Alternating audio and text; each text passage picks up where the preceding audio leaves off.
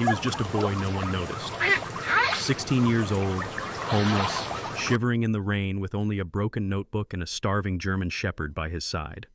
A billionaire raised his glass of wine, unaware of the poison waiting for him. And no one stopped it. Until they did. A forgotten boy and a loyal dog stepped into a world of power, lies, and danger. What happened next will break your heart and heal it again. Before we start, tell me, where are you watching from? Drop your country in the comments. I want to see how far this story travels. And if you believe in loyalty, in second chances, if you believe no child and no dog should be abandoned, hit that subscribe button, because what you're about to hear will stay with you forever. The storm rolled over Manhattan like a wounded beast. Rain hammered the glittering skyline, blurring the neon glow of Broadway into rivers of light. Steam curled from subway grates, merging with the mist of passing taxis, and puddles spread like small black lakes along the cracked sidewalks. It was late November, the kind of night where the cold seeped through your skin and gnawed at your bones. Beneath the awning of a restaurant's side entrance, huddled against the biting wind, crouched a boy and his dog. Eli Johnson was 16 years old but looked younger, perhaps 14 at most, because hunger and hardship had shaved away the softness of youth. His skin was a deep brown, glistening wet beneath the drizzle, his wiry frame swallowed by a faded hoodie 2 sizes too large. The sleeves hung down past his knuckles, torn at the cuffs, while his jeans were stiff with dirt, the knees worn to threads. His sneakers, once white, now gray and split at the seams, squished water with every step. Despite his rough exterior, there was something striking about his eyes, dark, alert, and carrying a kind of intelligence that hunger could not dim. Beside him lay his only family, a German shepherd named Milo. Milo was around 7 years old, though life on the streets had made him look older. His coat was black and tan, mottled with scars along his flank. His ribs showed through his lean frame, and one ear bent slightly downward, as though it had never healed right from an old injury. Yet his amber eyes gleamed with loyalty, scanning the shadows of the alley as if every sound were a threat. His paws rested protectively across Eli's leg, a silent promise that no harm would come without a fight. Eli had found him 2 years earlier under a collapsed construction scaffold. The dog had been trapped, whimpering, his body bruised and his muzzle bleeding from trying to chew through steel bars. Eli had crawled in, cut his hands raw on the metal, and freed him. The dog had followed him ever since, refusing to leave. Eli had whispered softly that night, "You're free now. Free, like the soldier who marched alone. You deserve a name." He thought of the only story his father had told him again and again, about a soldier named Milo, who never abandoned his unit in battle. "That's you," Eli said, touching the dog's matted fur. "You're Milo." From that night forward, the name stuck. Tonight, Milo pressed close to Eli as thunder shook the buildings. Hunger gnawed at both of them, but Eli's sharp eyes were fixed on the narrow crack of the restaurant's side door. Through the slit, he could see waiters bustling in crisp white shirts, trays gleaming under chandeliers. The scent of roasted duck and garlic butter drifted into the alley, stabbing Eli's empty stomach like a cruel reminder. But it wasn't food that suddenly made his nose wrinkle. It was something else. Milo stiffened first. His head shot up, ears twitching, a low growl rumbling in his chest. He crept toward the crack of the door, sniffing intently. Eli leaned closer and caught it too, a faint, bitter almond smell threading its way through the storm. His heart jolted. He knew that scent from long ago, long before the streets. His father, Dr. Michael Johnson, a chemist, had once let him smell harmless samples during lessons at the kitchen table. "If you ever smell bitter almonds," his father had said, "you're smelling cyanide. Not everyone can detect it, but if you can, never ignore it. It means danger." Eli froze. Cyanide. But why here? Why now? He watched as a waiter carried a dark green bottle of wine from the kitchen. Eli's gaze followed the man's nervous shuffle, the way his eyes darted toward the manager and then away. The waiter's hands trembled slightly as he adjusted the bottle, keeping the label tucked out of sight. Eli's stomach churned, not from hunger, but from the creeping realization that someone inside was about to die. He glanced at Milo, who was growling low, hackles raised. The boy's mind raced. He had 2 choices: stay hidden, safe in the shadows, or act. But he thought of his father's words again. Knowledge was power, and power was useless if you never used it. Inside, at the center table of the dining room, sat a man whose presence drew eyes even when he wasn't trying. Richard Whitmore, 60 years old, silver hair swept back in careful waves, wore a tailored navy suit that fit like armor. His posture was upright, broad-shouldered, the kind of bearing that came not from vanity, but from decades of being obeyed. His reputation preceded him. A billionaire in pharmaceuticals, a man who built an empire on both brilliance and ruthlessness. But tonight, his eyes were tired, the weight of loneliness pressing heavily as he swirled the wine glass in his hand. The waiter poured. The crimson liquid gleamed beneath the chandeliers. Richard lifted the glass, lips parting slightly. The chatter of the restaurant quieted as though the city itself held its breath. And then Milo lunged. With a force that startled even Eli, the dog hurled himself against the side door. The wooden frame cracked as it swung open with a crash. Eli stumbled inside behind him, drenched and trembling, his voice breaking through the stunned silence. "Stop! Don't drink that!" The entire dining room erupted in shock. Forks clattered, chairs scraped back. Security guards rose instantly, rushing forward. But Milo planted himself between Eli and the advancing men, teeth bared, a savage growl ripping through the room. Patrons gasped, retreating as the dog's amber eyes blazed under the crystal light. Richard froze mid-motion, the glass still inches from his lips. His gaze shifted to the boy standing in the doorway, a drenched, ragged teenager clutching a battered notebook to his chest, eyes wide with desperate urgency. For a moment, Richard saw not madness, but certainty, the kind of certainty he'd once seen in laboratories when his brightest researchers spoke. "What are you talking about?" Richard demanded, his voice low but cutting. "It's poison," Eli said breathlessly, his chest heaving. "Cyanide, I smelled it. My dog smelled it too." He lifted the notebook, its pages warped by water but still filled with chemical diagrams in meticulous handwriting. "Please, don't drink it." One of the guards tried to push forward, but Milo lunged with a snarl, forcing the man to back away. The scene teetered on the edge of chaos. Richard lowered the glass slowly, his eyes never leaving Eli. Something about the boy's words, the sheer conviction in his trembling voice, rooted him to the spot. Then, as though fate itself chose the moment, Milo surged again, slamming his weight into the waiter's leg. The man stumbled, the glass slipped, and crimson liquid exploded against the white marble floor like spilled blood. Gasps echoed through the dining hall. For a heartbeat, silence reigned. Then everything collapsed into noise, patrons shouting, guards barking into radios, Richard staring at the shattered glass, his mind racing. But Eli didn't move. He stood in the doorway, dripping rainwater, Milo pressed protectively at his side. And though the world saw only a ragged boy and a street dog, Richard felt an unsettling chill crawl through him. Because in Eli's eyes he saw truth, and in Milo's growl he heard warning. Nothing would ever be the same after this night.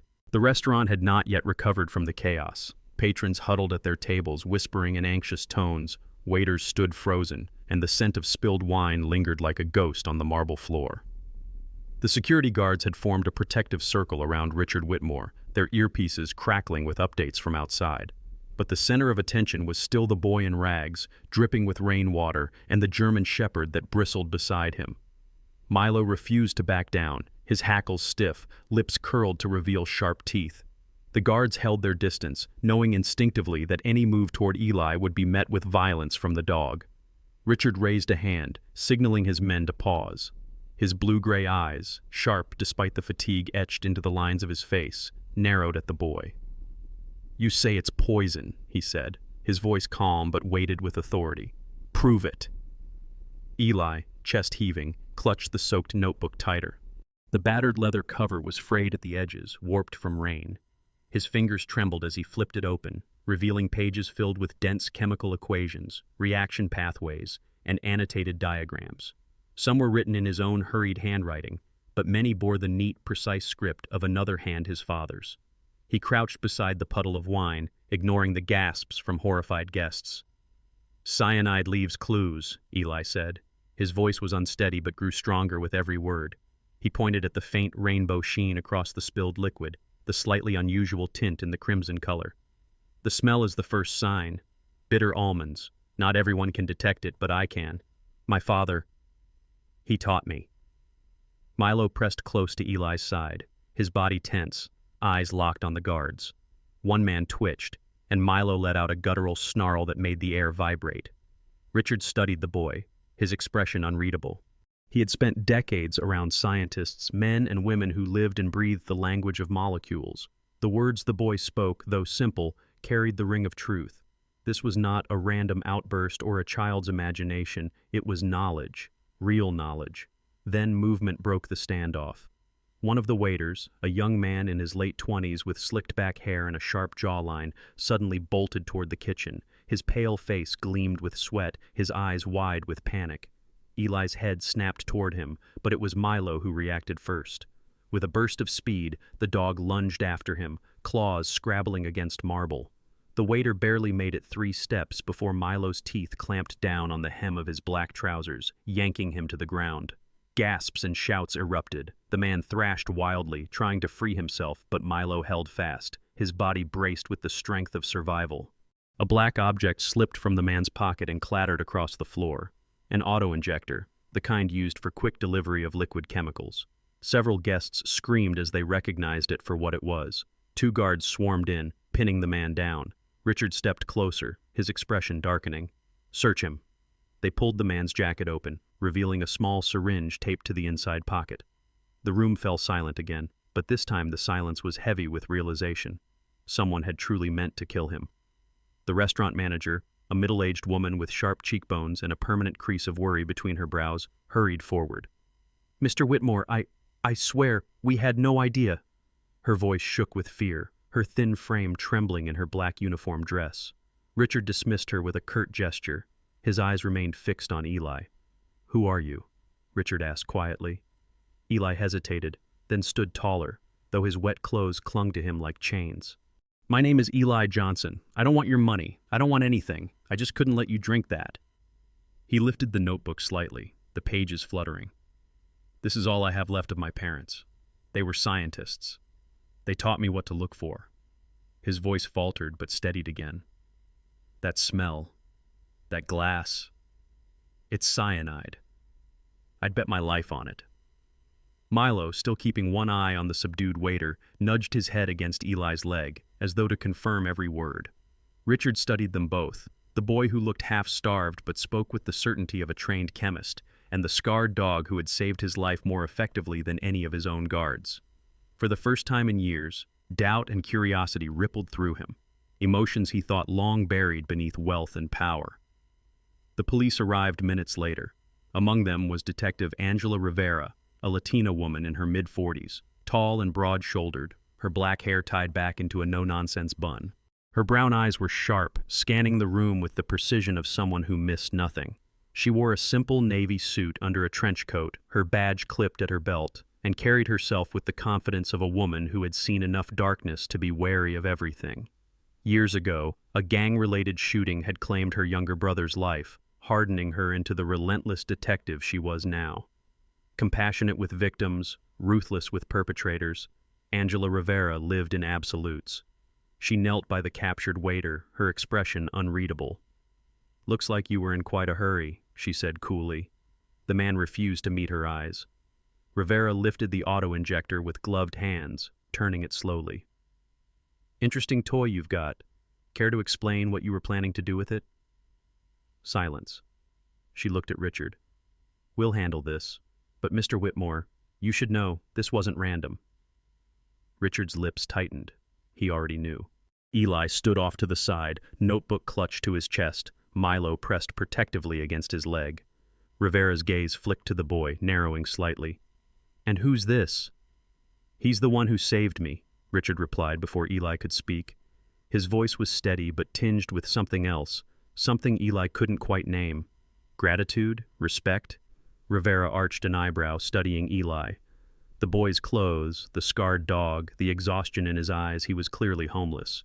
But there was nothing vacant about him. His stance was defiant, his eyes unflinching. She nodded slowly, then turned back to her officers. "Get him cuffed and out of here," she said about the waiter. To Richard, she added, "We'll need statements. From everyone." As the police led the struggling waiter away, Milo barked once, a sharp sound that echoed across the hall. Eli knelt quickly, resting a hand on the dog's neck to soothe him. "Easy, boy. You did good." Guests began to murmur again, the tension softening but not vanishing. Richard exhaled, running a hand down his face. He glanced again at Eli and Milo. Something gnawed at him. Without them, he would be dead. He wasn't used to owing anyone, least of all a boy who looked like he hadn't eaten in days, and a dog that belonged in a shelter rather than a marble-floored restaurant. But the truth was undeniable. They had saved him. The rain followed them out of Manhattan, tapering into a cold drizzle that painted the highway with streaks of silver. Richard's black Bentley cut through the night, its leather interior warm and perfumed with faint cedar polish, a stark contrast to the damp boy and the scarred German shepherd curled together in the back seat. Eli sat pressed against the door, one hand gripping Milo's collar, the other clutching his notebook. His eyes, still wide from the chaos of the restaurant, darted from the tinted windows to Richard's profile, studying the man whose life he had just saved. Richard Whitmore sat rigid, one hand resting on the wheel, the other smoothing his silver hair back with habitual precision. He was a man used to control, to silence, to being obeyed. Yet in the rearview mirror his gaze kept drifting toward the boy and the dog. He had seen desperation before in boardrooms, in laboratories, but what clung to Eli was different. It was survival, sharpened into something fierce. 2 hours later, the car turned down a winding drive lined with skeletal oaks. Ahead loomed Whitmore Estate in Connecticut, a sprawling Georgian-style mansion of pale stone, its many windows glowing faintly in the storm. Ivy clung to its walls like veins, and beyond the main house stretched manicured gardens now reduced to shadow under the rain. The iron gates closed behind them with a groan, sealing the trio inside another world. A man in his late 50s hurried down the front steps to meet them. Alfred Briggs, Richard's longtime house steward, was a compact, barrel-chested man with a trimmed white beard and sharp gray eyes. His black suit was immaculate despite the drizzle, his demeanor one of quiet efficiency. He opened the door for Richard, his voice respectful yet tinged with curiosity. "Sir, you're later than expected." His gaze flicked briefly to Eli and Milo, but he asked no questions. Briggs was not a man who pried. Inside, warmth enveloped them. The marble floors gleamed, Persian rugs softened each step, and chandeliers burned golden overhead. Eli hesitated on the threshold, dripping rainwater onto polished stone. Milo shook himself, spraying droplets in every direction, and Briggs only sighed softly, gesturing toward the fireplace. "I'll fetch towels." Richard led them to a study paneled in dark oak, lined with bookshelves that stretched to the ceiling. A fire crackled in the hearth, its glow casting long shadows across leather armchairs. Eli sat stiffly on the edge of one, Milo pressed close to his knees, eyes wary in the unfamiliar opulence. Richard poured himself a scotch, then lowered into the chair opposite. He studied Eli for a long moment before speaking. "You saved my life tonight. That deserves more than a thank you. But I need to know, who are you really?" Eli looked down at his notebook, fingers tracing the water-warped cover. His voice was quiet but steady. "My parents, they were scientists. My father, Dr. Michael Johnson, worked in chemical pharmacology. My mother, Dr. Sarah Johnson, studied biochemistry. They taught me everything I know." At the mention of his mother, Eli's throat tightened. Sarah had been a tall woman with warm brown skin and delicate hands that always smelled faintly of lavender soap. She wore her hair in long braids tied back neatly, her lab coat always pristine. Yet at home she had been soft-spoken, gentle, the kind of mother who hummed gospel songs while cooking and believed fiercely in kindness. But the death of her husband had broken something inside her. Eli remembered her blank stares, the way she sat for hours at the kitchen table, unable to speak. By the time social services had arrived after the explosion, Sarah was institutionalized, and Eli was lost to the streets. "They said it was an accident," Eli whispered. His dark eyes lifted, hard now. "A gas leak, an explosion in the lab." But it wasn't. "My dad was about to report something big, and then he was gone, both of them, just like that." His hands shook as he opened the notebook. The pages fluttered to diagrams, formulas, notes in his father's precise script. "This is all I have left. His work, their work. I keep it safe because someone killed them for it." Richard leaned forward, his scotch forgotten. He had heard whispers years ago, rumors of a brilliant chemist silenced before his findings could be published. But seeing the boy clutching that notebook, he felt the truth settle heavy on his chest. Milo shifted, rising to pad across the room. The dog's claws clicked against the floor as he sniffed along the edges of the study. Suddenly he stopped at a corner, nose pressed to a small door half hidden behind a curtain of velvet drapery. With a low whine, Milo pawed at it, claws scratching the wood. "What's he found?" Eli asked, standing quickly. Richard frowned. "That leads to the lower archive. It's been locked for years." He rose, pulling a brass key from his pocket. Briggs appeared in the doorway at the same moment, holding a stack of towels. His eyebrows lifted slightly, but he said nothing as Richard unlocked the door. A waft of cool, stale air greeted them as the door creaked open. A narrow staircase descended into darkness, lined with stone walls. Richard lit a lantern from the hearth and led the way, Milo bounding ahead with eager determination. Eli followed, clutching the notebook tighter. The archive was a cavernous room of steel cabinets and dust-coated crates. Shelves sagged with yellowing files, old patents, and laboratory reports long forgotten. Richard set the lantern on a table, its light illuminating motes of dust swirling like tiny stars. Milo circled the room, tail low, until he stopped at a filing cabinet in the back corner. He barked once, sharp and insistent. Eli hurried over, yanking the drawer open. Inside lay folders stamped with the seal of Whitmore Pharmaceuticals. Among them, he spotted a name written in bold black ink, Dr. Michael Johnson. His father's name. Eli's breath caught. His trembling hands pulled the folder free, scattering papers across the floor. Schematics, chemical analyses, and reports bearing his father's signature spilled out like ghosts resurrected. Richard froze, staring at the documents. He remembered now Michael Johnson had once worked under a research grant funded by his company. He had been brilliant, almost too brilliant, a man who questioned everything. And then, just before the explosion, he had requested a meeting to discuss critical ethical concerns. That meeting had never happened. Richard had buried the files after Michael's death, unwilling to look at them again. Eli's voice cracked, a mixture of grief and fury. "You knew him. You knew my dad." Richard's jaw tightened, guilt flickering in his eyes. "Yes, I knew him." And he was right. He was on to something dangerous. In the silence that followed, Milo pressed against Eli's side, grounding him. The boy buried his fingers in the dog's fur, drawing strength. His father's ghost was no longer just a memory, it was ink on paper, evidence locked away in the house of the man he had just saved. The storm rumbled outside, but in the archive's stillness, a darker storm was gathering, one that would bind Eli, Richard, and Milo together in ways none of them yet understood. The storm had passed by morning, leaving the Whitmore estate wrapped in a damp gray mist. Drops clung to the ivy along the stone walls, and the air smelled faintly of wet earth and wood smoke from the dying embers of the fireplace. Eli barely slept, curled on a leather couch with Milo pressed tightly against him, the dog's steady breathing the only anchor that kept his nightmares from consuming him.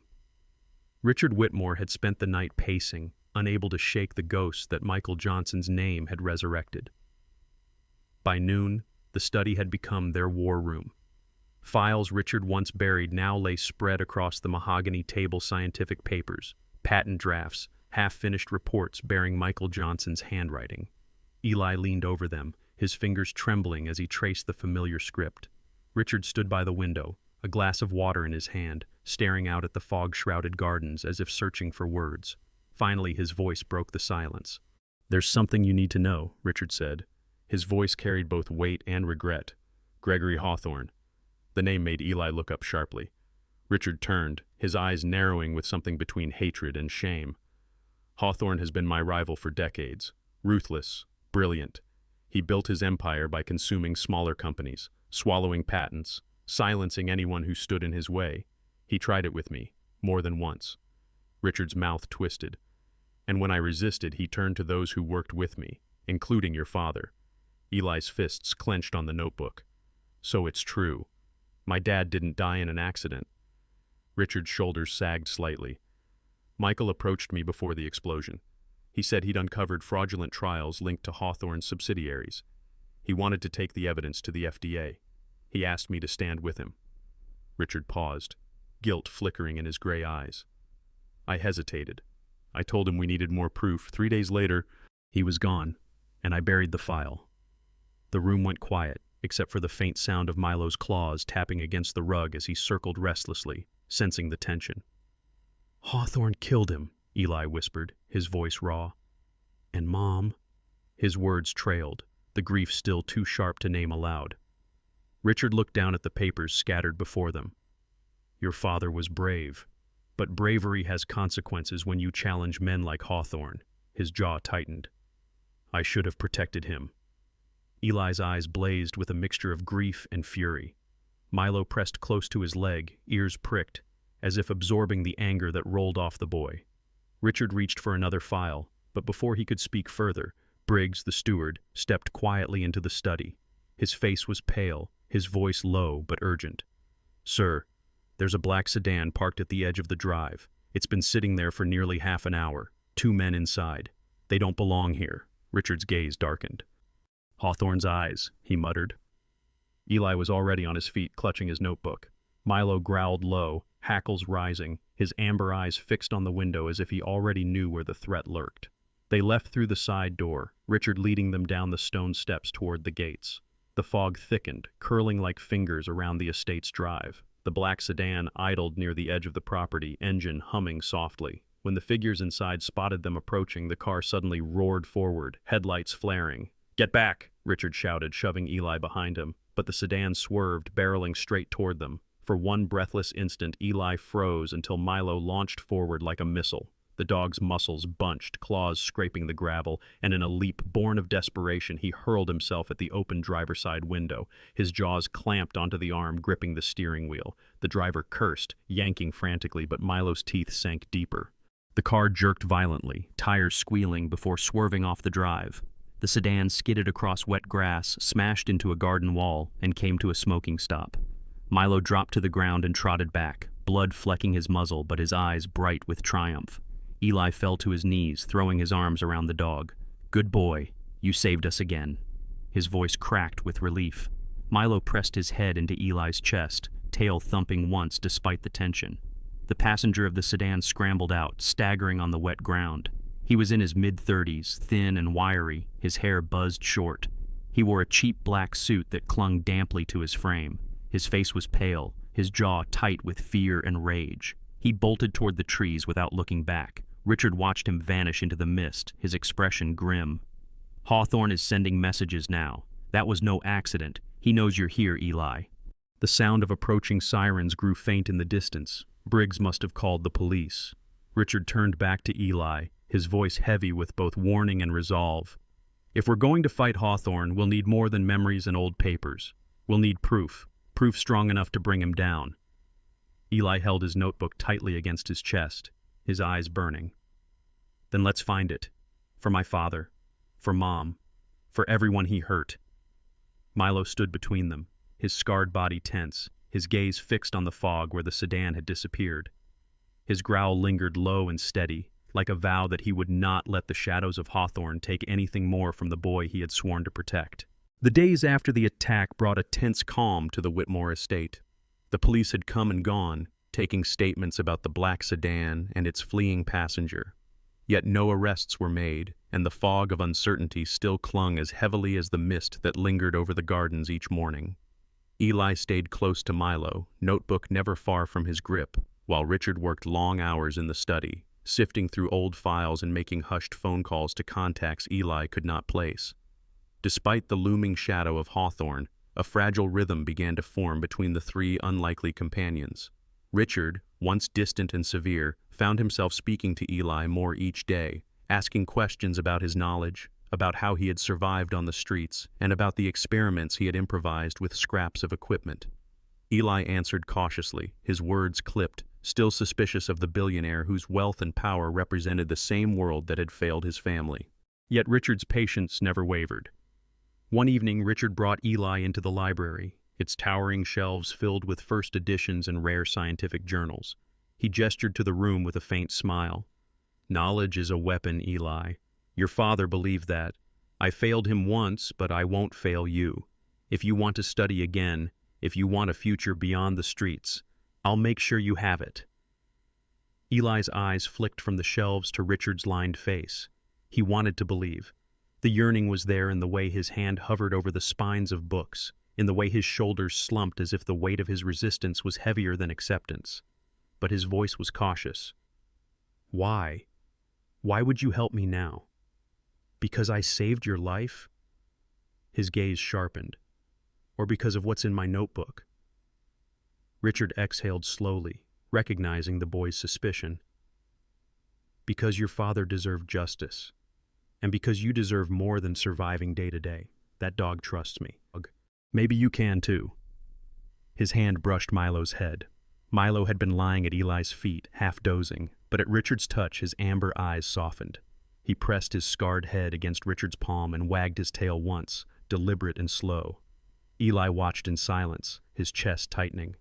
Milo never trusted easily, not since the years on the street when every stranger was a threat. If Milo accepted Richard, maybe, just maybe, there was truth in the man's words. The next morning brought an unexpected visitor. Eli had been sitting on the back steps, Milo sprawled beside him, when a girl appeared at the gate carrying a wicker basket. She couldn't have been older than 10, with freckled cheeks, long blonde hair tied into a loose braid, and bright blue eyes that carried the mischief of a child unafraid to explore forbidden places. She wore a yellow raincoat too big for her, sleeves rolled past her wrists, and rubber boots splattered with mud. "Hi," she called through the gate, her voice cheerful and unguarded. "You're new here, I'm Lily." Eli stiffened, pulling Milo closer. "What do you want?" "I live next door," Lily explained, lifting the basket. "Well, down the lane. My mom says Mr. Whitmore never has visitors, but I saw you yesterday. Thought you might be hungry." She pushed the basket through the bars. Inside lay a loaf of bread, some apples, and a small jar of jam. Eli blinked at the unexpected kindness. He hesitated, but Milo had already padded forward, sniffing the basket before sitting down beside it, tail wagging. The girl giggled. "He likes me." "Don't touch him," Eli warned quickly, though his voice lacked the edge it once carried.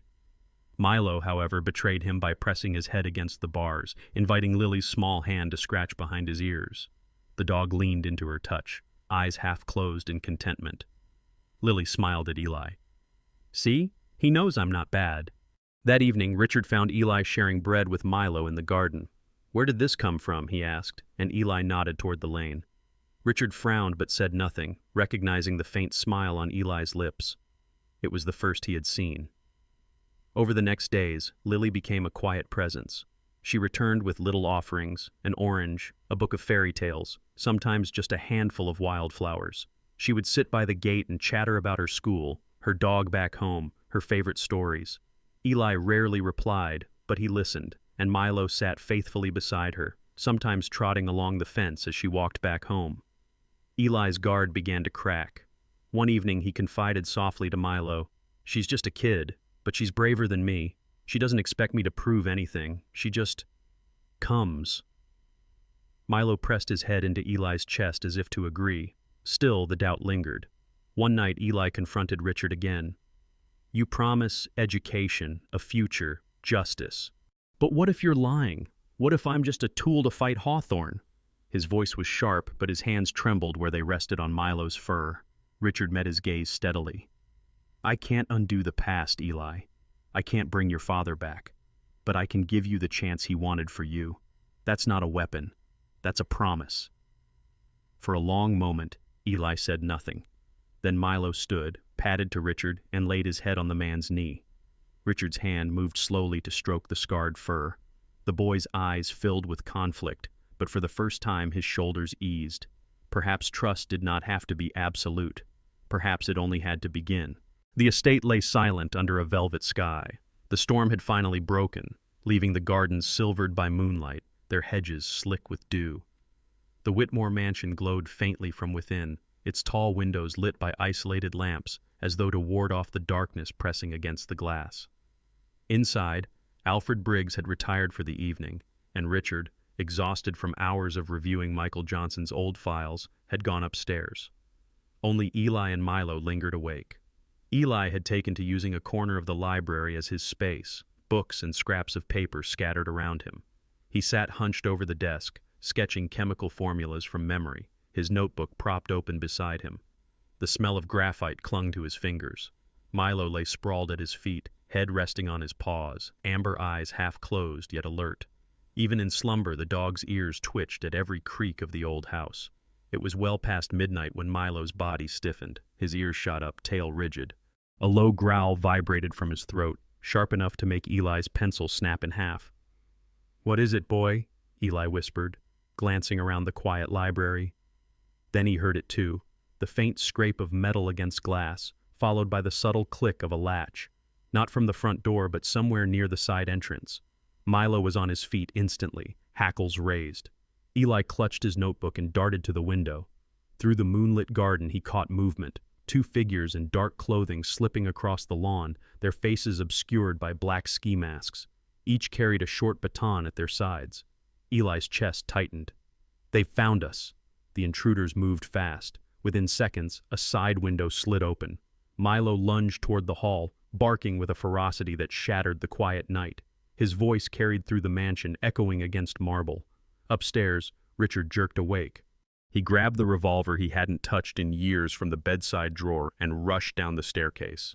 The masked men had already entered by the time Eli stepped back into the hall. One was tall and broad-shouldered, his movements confident, like a man who had done this before. The other was shorter, wiry, his eyes flicking nervously behind the mask. The taller one reached for Eli. "Grab him. The old man wants leverage." Milo launched forward, his teeth clamped onto the intruder's padded arm, dragging him back with a snarl. The man cursed, swinging his baton wildly, but Milo held firm, muscles straining, jaws locked.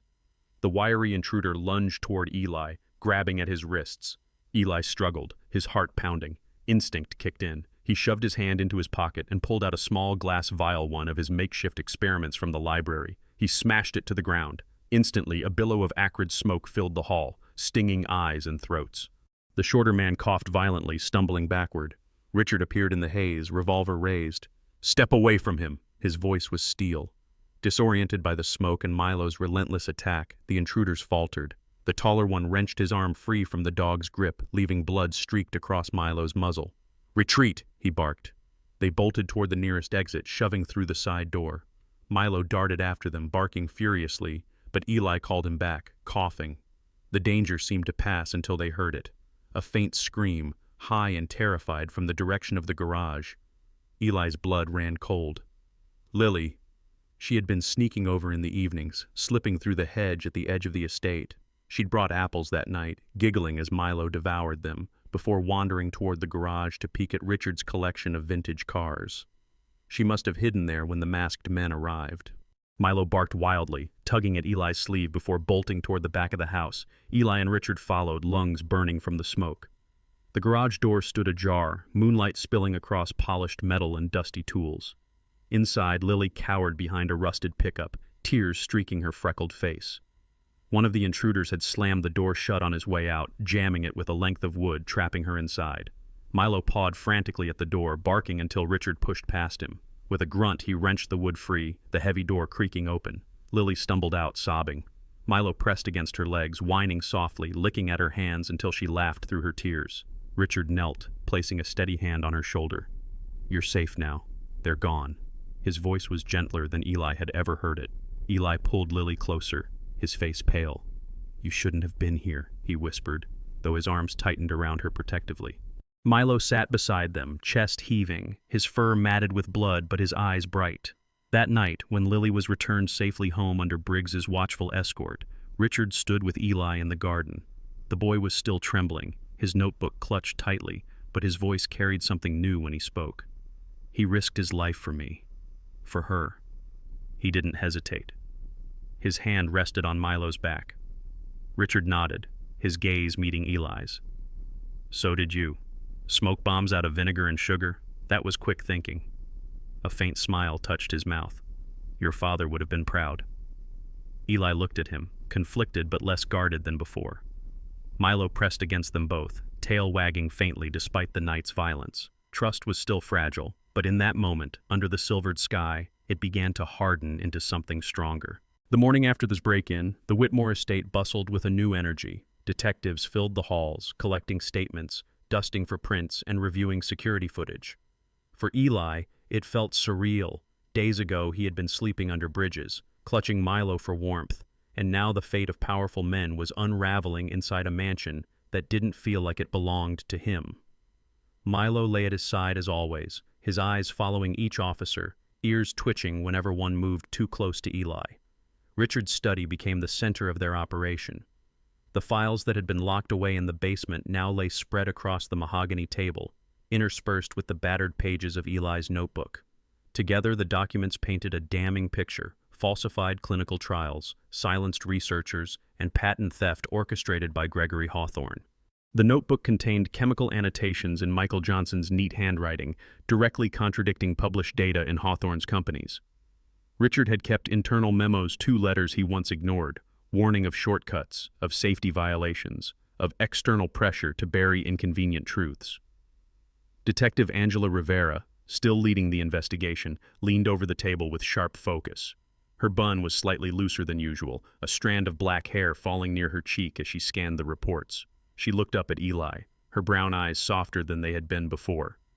This is enough to open a federal case. Hawthorne won't slip out of this one." Eli's throat tightened. "My dad tried. He died for it." Rivera nodded gravely. "And now, his son is finishing the fight." Briggs entered quietly, holding a tray of tea. His expression betrayed little, though his eyes lingered on Eli with something that resembled pride. The boy had become more than just a guest in the estate. He had become part of its heartbeat. The real turning point came that afternoon when Rivera's team retrieved footage from the estate's cameras. On one screen, they watched the break-in unfold. Masked men slipping inside, Milo lunging with primal ferocity, Eli struggling and breaking the vial, smoke filling the hall. But the footage that struck deepest came from the garage. It showed Lily trapped, her small hands pounding on the door, Milo barking wildly until Richard arrived to pull her out. The video captured not only the violence, but also the loyalty, a scarred dog refusing to abandon a child. The footage leaked quickly, first to local news, then to national outlets. Within hours, headlines exploded. German Shepherd foils mansion intruders. The hero dog who saved a billionaire and a child. Manhattan's guardian, Milo, the dog who wouldn't back down. Clips of the video spread across social media. In one, Milo lunged at the intruder's arm, dragging him to the ground while Eli shouted in the smoke. In another, Milo pressed against Lily, licking her hands to calm her as she sobbed. Hashtags emerged. #HeroDog, #Justice. For Michael, #Manhattan Guardian. Reporters swarmed outside the estate gates, their voices overlapping, their cameras flashing. For once, Eli wasn't invisible. He stood awkwardly behind Richard as microphones thrust forward. Milo pressed against his leg. The boy's hood shadowed his face, but his voice, when it came, was steady. "He's not just my dog. He's family. He saved me more times than I can count. He saved Mr. Whitmore. He saved Lily. He deserves every bit of this." Milo, as if understanding, lifted his head proudly, amber eyes glowing under the camera lights. The public attention became a shield as much as a sword. Hawthorne's influence, once able to silence opposition, now buckled under the weight of public scrutiny. Rivera confirmed to the press that investigations were underway into Hawthorne's companies, citing evidence of fraud, bribery, and suspected links to the deaths of at least 2 scientists, including Dr. Michael Johnson. For Richard, it was a reckoning. He stood before the cameras, a man who had spent decades wielding silence, and confessed. "Years ago, Michael Johnson came to me with concerns about falsified data. I failed to act. That failure cost him his life, but his son has shown more courage than I did then. Today, I intend to correct that mistake. I stand with Eli Johnson and with the truth." The crowd erupted in flashes and questions, but for Eli, the words landed like thunder. For the first time, someone in power wasn't dismissing his father. He was honoring him. Later, in the quiet of the library, Eli sat cross-legged on the rug, Milo sprawled across his lap. Lily perched nearby, swinging her legs, still a little shaken but smiling faintly. Richard watched them from his chair, the lines of his face softened. "The world is listening now," he said quietly. "But listening is only the first step. Hawthorne won't go down without a fight." Eli stroked Milo's fur, his fingers brushing the scar along the dog's side. "Then neither will we." Milo thumped his tail once against the floor, a steady beat, like a vow. 6 months had passed since the night the world first heard Milo's name. Winter had melted into spring, and the gardens of the Whitmore estate burst with color tulips rising from rich soil, oaks swaying in gentle breezes. The estate no longer felt like a fortress under siege, but rather a sanctuary, alive with visitors and volunteers who came to support the new foundation Richard had established, the Johnson Whitmore Trust. Eli Johnson stood in front of the full-length mirror in Richard's study, his reflection almost unrecognizable. Gone was the gaunt boy in a torn hoodie. In his place stood a young man in a crisp white shirt, tie slightly crooked, but with an unmistakable spark of confidence in his eyes. Over his shoulders hung a lab coat aged, slightly yellowed, the initials M. Johnson, still embroidered faintly on the breast pocket. It had been his father's, carefully preserved at the bottom of an old trunk, now cleaned and tailored to fit him. Eli traced the initials with trembling fingers. "I'll carry this forward," he whispered. Milo padded into the room, tail swishing, muzzle graying slightly from the battles he had fought. At 7 years old, he had gained weight since his street days, his coat glossier thanks to steady meals and care. Yet the scar along his flank remained, a reminder of survival. His amber eyes followed Eli closely, as though sensing the boy's nerves. Eli knelt, pressing his forehead to Milo's. "We made it, boy. From the streets to here, and I couldn't have done it without you." Downstairs, the grand ballroom had been transformed into a hall of celebration. Rows of seats faced a raised platform, banners of blue and gold draped along the walls with the inscription, "The Johnson Whitmore Trust, Knowledge for All." Guests filled the room: reporters, scientists, students, and community leaders. Among them was Detective Angela Rivera, dressed in a simple navy suit, her badge clipped discreetly. She stood tall, her expression softened by pride as she watched Eli's journey reach this moment. Briggs hovered at the back of the room, hands clasped behind him, his sharp eyes betraying quiet emotion.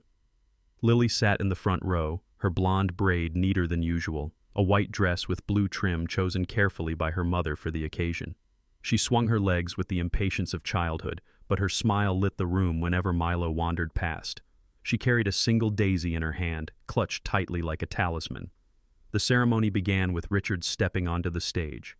Age showed in his silver hair and weathered lines, but his posture was straight, his presence commanding. He wore a tailored suit, a small pin of the foundation's logo gleaming on his lapel. His voice resonated through the hall. "6 months ago, I nearly lost my life. I was saved not by wealth or security, but by a boy and his dog, a boy who had nothing but knowledge, and a dog who had nothing but loyalty. Today, we honor them both and the future they represent." He turned toward Eli, gesturing him forward. Milo followed at Eli's side, lying at his feet as though the stage were his rightful throne. Applause filled the hall as Eli adjusted his father's lab coat and stepped to the podium. His hands trembled slightly, but his voice carried steady when the first reporter called out, "Eli, who do you credit for your journey here?" Eli looked down at his coat, then at Milo sprawled proudly at his feet. He took a breath. "My parents gave me knowledge. They taught me to see the world through science, to believe truth mattered more than power. But Milo—" His voice caught, then steadied again. "Milo taught me loyalty. He taught me courage. He taught me that even when you have nothing, you can still protect what you love. Without him, I wouldn't be here. Without him, I wouldn't be alive." The crowd erupted in applause, some standing, others wiping away tears. Cameras flashed, capturing Milo's amber eyes shining beneath the lights, the scar on his flank no longer a mark of suffering, but of survival. Reporters whispered the words already spreading across headlines. "From the streets to MIT, the boy and his dog who changed everything." When the applause died down, Richard returned to the podium. "The Johnson Whitmore Trust is more than an organization. It is a promise. Tonight we launch scholarships for homeless youth with scientific aptitude, providing not only education, but housing, mentorship, and care. Knowledge should never be lost to circumstance. Michael Johnson believed that. His son embodies it." As the ceremony drew to a close, Lily darted onto the stage with childlike boldness, pressing her daisy into Eli's hand. "For luck," she whispered. Milo licked her cheek, making her giggle as the audience laughed softly with her. Later that evening, when the guests had dispersed and the lights dimmed, Eli stood in the garden with Richard. Fireflies blinked over the hedges and the air smelled faintly of lilac. "MIT," Richard said quietly, pride threading his voice. "You'll do great things there." Eli looked at the lab coat on his shoulders, then at Milo nosing through the grass. "We'll do great things," he corrected softly. Richard's smile deepened. The boy, the billionaire, and the dog stood together in the twilight, the weight of the past still heavy but no longer suffocating. Out of loss had come loyalty, out of shadows had come light, and though challenges still lay ahead, one truth was certain: they were no longer walking alone. Sometimes the greatest miracles are not thunder from the sky, but quiet acts of loyalty and courage. A starving boy and a scarred dog became instruments of God's grace, reminding us that knowledge, love, and faith can overcome even the darkest shadows. In our everyday lives, we may never face billionaires or conspiracies, but we all face moments where we can choose loyalty, kindness, and truth. That choice can save someone's life. That choice can change the world. If this story touched your heart, I ask you to share it, comment your thoughts, and subscribe to join us in spreading hope. And as we close, may God bless you and your family with courage, protection, and second chances. Write amen in the comments if you believe that no child and no animal should ever be abandoned, and let this be a prayer that travels further than any story ever could.